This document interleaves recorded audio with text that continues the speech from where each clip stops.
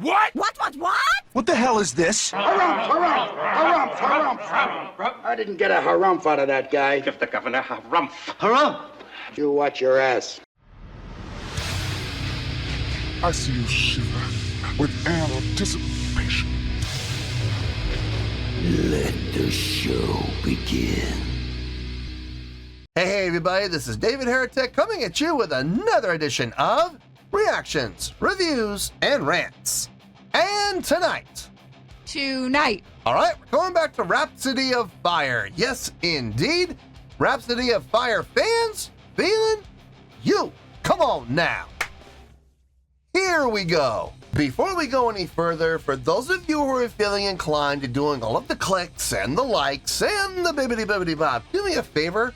Before you do all that stuff, please watch the whole video first, okay? Give me a chance to actually earn those clicks and likes. Now, after the video's done, if you still feel like doing all those clicks and likes, then by all means, feel free to click away. This comes as a request from Declane, and this is actually Declane's prioritized request for the month of November for being a silver tier member on the Patreon page, so here you go, Declan. Hope you enjoy the show, man.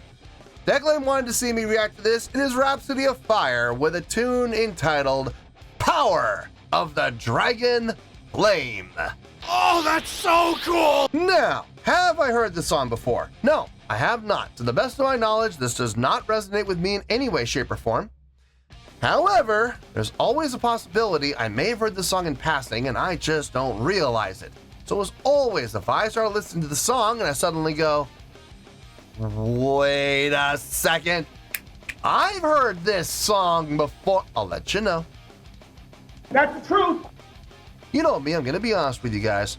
This was posted by Rhapsody of Fire, okay?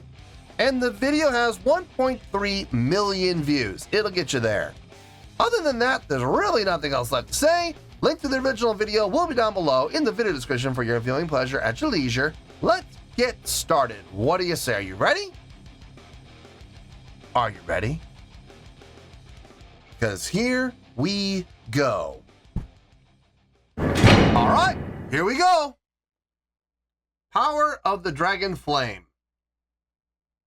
That's all I got. Got some artwork here. It says Rhapsody. It does not say Rhapsody of Fire. Now, I think I remember reading in the comments that they changed their name to Rhapsody of Fire after this album. I think that's how it goes. So this album, they're going by Rhapsody, and then later on they became Rhapsody of Fire. I think that's how the story goes. Let me know in the comments if that's right. I don't know if that's 100% accurate or not.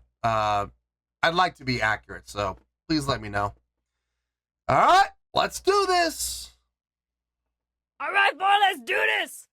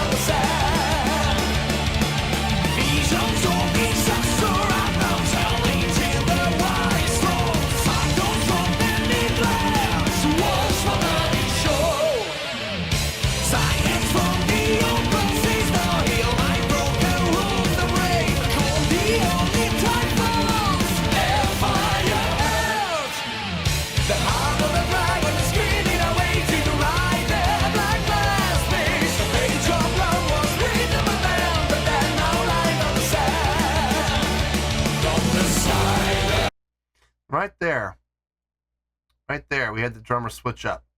So here's the tempo. 1, 2, 3, 4. 1, 2, 3, 4. 1, 2, 3, 4. 1, 2, 3, 4. Guitars and bass are doing a 16th note pattern at that tempo, making it sound absolutely ridiculous. But when you break it down, it's just 16th notes. It's not like they're doing sextuplets or 30-second notes. So they're doing 16th notes at that tempo, which is a very fast tempo. So I just don't want people to blow things out of proportion and go, oh, they're playing 64th notes. No, they're not.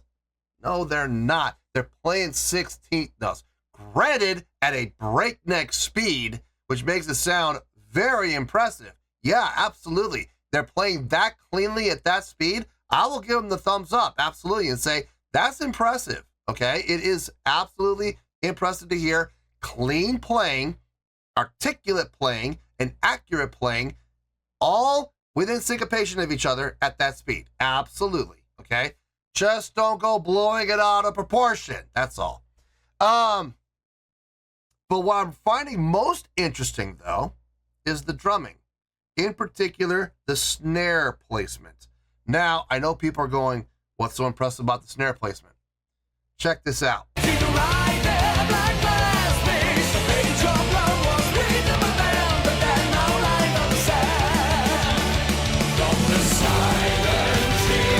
That's going to be back a little bit more.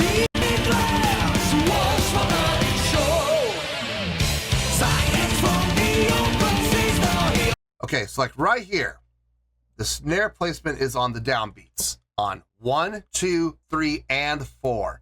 So 1, 2, 3, 4, 1, 2, 3, 4, 1, 2, 3, 4. That's the snare placement, right? Okay, check it out.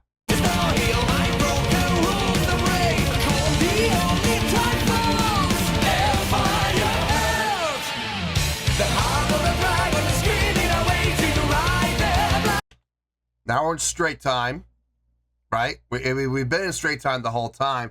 Now the snare's only on 2 and 4. Only on 2 and 4, so we're in a straight time feel. The tempo did not change.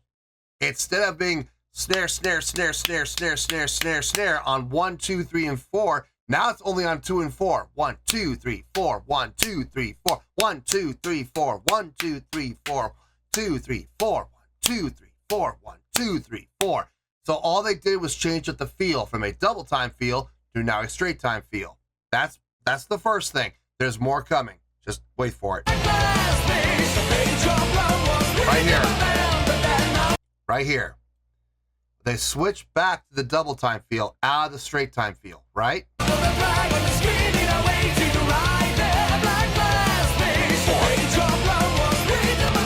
Now where are the snares?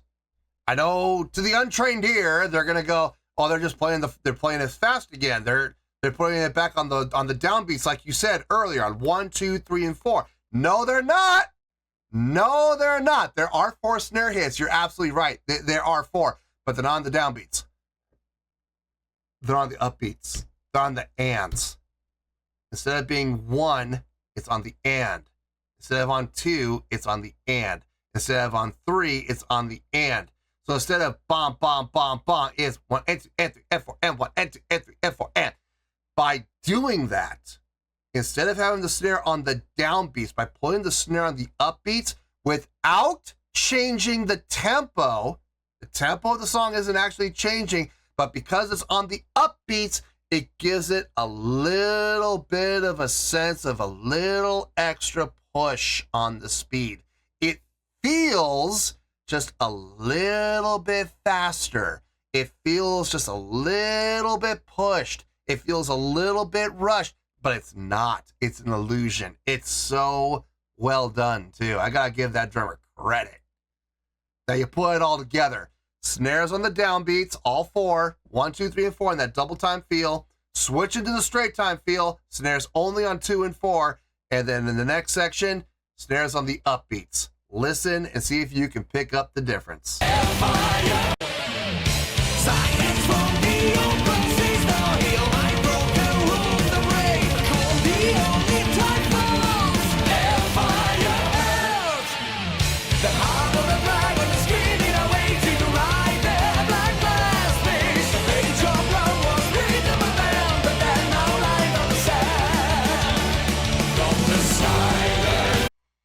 So cool. So cool. And like I said, they didn't actually change tempo once. Wait, what? Hold on. Yeah, they didn't change tempo one time. The tempo stayed consistent. And it's all due completely to the drummer. Guitar player and bass player had nothing to do with it. They've been playing a straight 16th note pattern the entire time in unison. So they had nothing to do with it. Keyboard had nothing to do with it. Vocals had nothing to do with it. It was all due to the drumming. Kudos to the drummer. Absolute kudos to the drummer. Let's keep going here.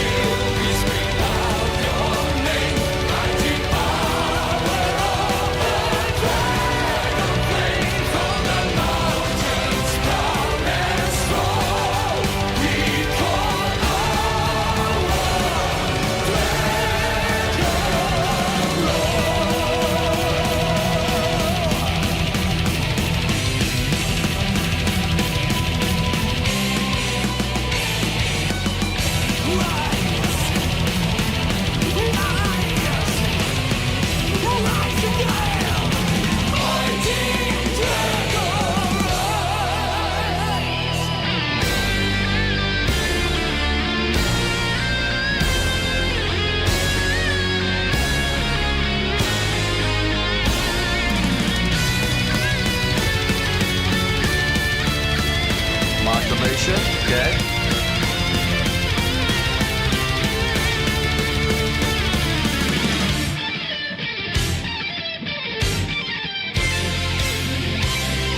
Kind of Baroque, yes, I like that.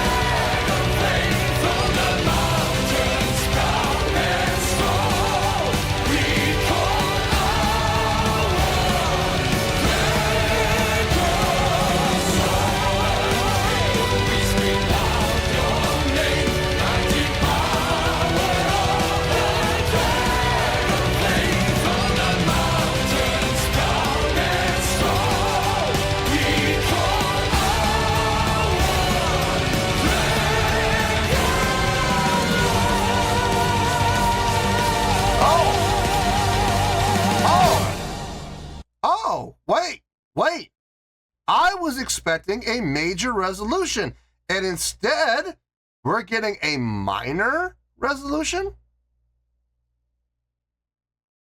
In a power metal song, we're getting a minor resolution at the end of the song. You don't hear that too often. Hold on a second. Maybe I'm hearing things. Let me hear that again.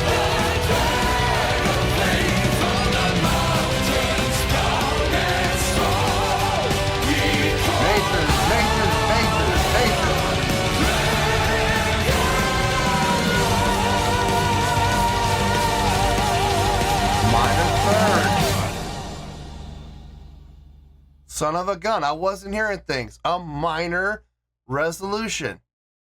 That's different. You don't hear that in power metal too often. Usually, power metal likes to leave you with that nice, uplifting, empowering, positive feeling major chord. Not in this case. I like, that was a nice twist. Very nice twist. Let me get my thoughts together. I'll see you in the review and we'll talk about it. Well, there you go, folks. That was Rhapsody of Fire, or was it just Rhapsody? At the time, I think it was just Rhapsody. We'll just go with Rhapsody of Fire. We'll just go with that. Rhapsody of Fire with a song called Power of the Dragon Flame. This was, just saying that, just conjures up visions of like Conan style or fantasy style movies. You know, guys, big muscular guys in loincloths running around with swords bigger than their legs, and you know, women wearing those scantily clad armor that give them amazingly, just especially in video games, give them those amazing armor stats, even though the fact there's like nothing to them. What are you protecting? How can that possibly give you a plus, you know, 136 armor rating when it's basically a bikini? You know, how the hell does that happen? Meanwhile, you're earlier in the game, you're wearing full suits of armor and they give you a plus 20 armor rating. It's like, doesn't make any sense whatsoever. But hey, that's video games for you. Anyway, you just can't help but say the title, Power of the Dragon Flame, and you just can't help but conjure up these visions of really bad 80s fantasy movies, The Sword and the Sorcerer, just stuff like that, or Dragon Slayer or whatever. Anyway, I'm sorry, I'm getting off track. This was a this was a request from Decklane, and this was actually Decklane's prioritized request for the month of November for being a silver tier member on the Patreon page. So there you go, Decklane. I hope you enjoyed the show. Anyway, I'm just having way too much fun with this right now. Okay, so let's get serious here. Okay, let's be serious about having fun. Okay, let's get serious with the score here, because the score is serious. Okay, it's not a joke. It's a very serious thing. So let's get to that score, and I'll tell you how I came to get that score. On a scale of 1 to 10, I am gonna give that an 8.7. Yep, 8.7. I feel good about that score. Let me tell you why. Why? Okay, first things first, an 8.7. What does that mean? Well, an 8.7 would translate to a great scale rating, so overall, I think this is a great song. It would get 4 out of 5 stars and an A letter grade. So there you go, an 8.7, great scale rating, 4 out of 5 stars, and an A letter grade. Now, how did I come up with that score? So glad you asked. Before I get into how I gave the score, I just need to come out and say this. And I know this is going to upset some people, but I'm sorry, folks. This is just how I feel. I am not a fan of power metal. I never have been. I never will be. I understand the style of music is, it's very intense. I absolutely get that. It's impressive to play when it's done properly, when it's played cleanly. It is impressive. I get all of that, but it is just absolutely not my cup of tea. I know people right now going, but you got long hair. So what? So I got long hair. Big deal. What does that mean? It means I have long hair. It doesn't mean I love power metal. I'm sorry. I don't. I appreciate the talent that goes into playing it. I appreciate the talent that goes into writing it. If you ever see bands like this play live and they can play it just as cleanly live as they do in studio, good for them. Awesome. Glad to see that can be done.